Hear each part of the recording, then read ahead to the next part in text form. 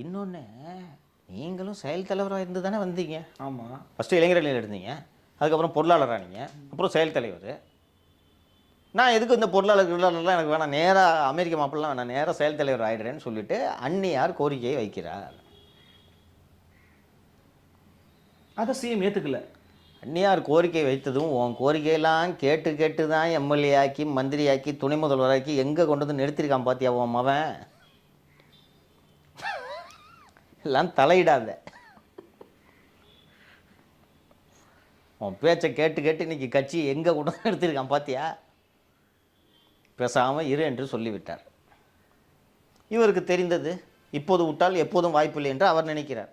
26 தேர்தல் வருது. துணை முதல்வர் அன்பில் மகேஷ், சுகாதாரத்துறை அமைச்சர் மேயர் திருமதி பிரியா என்று இவர்கள் கேபினெட் போட்டுக்கிட்டு இருக்காங்க. ஐயோ. விளையாட்டு மற்றும் சிறப்பு திட்ட செயலாக்கத்துறை அமைச்சர் திரு ஜோயல், இப்படி இவங்க அமைச்சரவை ஃபார்ம் பண்ணிட்டு இருக்க இந்த நேரத்தில் பொதுக்குழுவில் 26 முதல்வர் திரு மு.க. ஸ்டாலின் அவர்களை முதல்வராக்க கழகம் பாடுபடும்னு நீங்கள் பாட்டு தீர்மானம் போட்டிங்கன்னா இப்போ இவங்க போட்ட கேபினெட் என்னாச்சு?